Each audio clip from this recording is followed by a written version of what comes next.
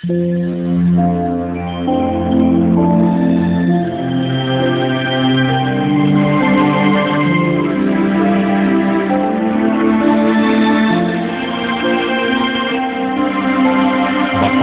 ang bumabasa at ang nangakikinig ng mga salita ng hula at tumutupad ng mga bagay na nasusulat doon, sapagkat ang panahoy malapit na.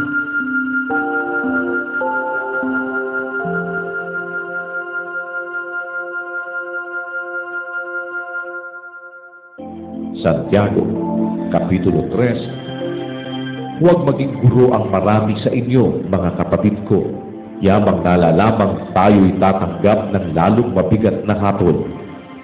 Sapagkat sa maraming mga bagay, tayong lahat ay nangatitisod.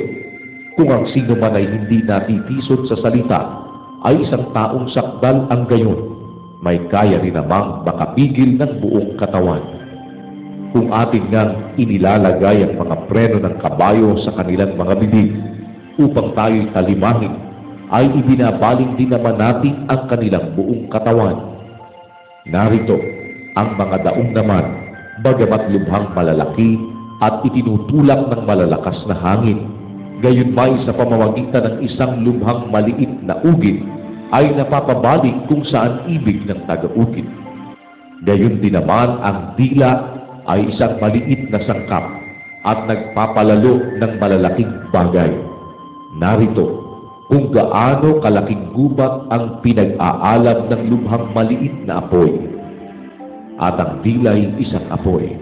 Ang sanglibutan ng kasamaan sa ating mga sangkap ay dili iba't ang dila na nakakahawa sa buong katawan at pinagningas ang gulong ng katalagahan, at ang dilay pinagniningas ng impyerno.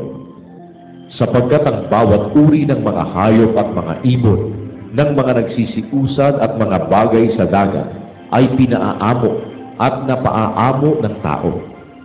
Datapwat ang dila ay hindi napaaamo ng sino bang tao, isang masamang hindi nagpapahinga na puno ng lasong na kamamatay. Siyang ating ipinagpupuri sa Panginoon at Ama, at siyang ating ipinanglalait sa mga taong ginawang ayon sa larawan ng Diyos. Sa bibig din lumalabas ang pagpuring paglait. Mga kapatid ko, ang mga bagay na ito ay hindi nararapat magkagayon. Ang bukal bagay sa isa lamang siwang ay binubukala ng matamis at mapait. Maaari baga, mga kapatid ko, na ang puno ng igos ay magbunga ng asaytunas o ng mga igos ang puno ng ubas? Hindi rin naman babalungan ng matamis ang maalat na tubig. Sino ang marunong at matalino sa inyo? Ipakita niya sa pamamagitan ng mabuting kabuhayan ang kanyang mga gawa sa kaamuan ng karunungan. Ngunit kung kayo'y mayroong mapapait na paninibugho at pagkakampi-kampi sa inyong puso, ay huwag ninyong ipagmapuri at huwag magsinungaling laban sa katotohanan. Hindi ito ang karunungang bumababa mula sa itaas, kundi ang nauukol sa lupa, sa laman, sa diablo.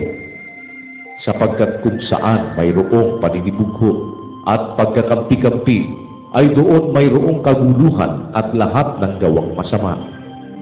Ngunit ang karunungang buhat sa itaas ay una-unay malinis sa kamapayapa, banayad, madaling panaingan, puspos ng kaawaan at ng mabubuting bunga, walang inaayunan, walang pagpapait-babaw.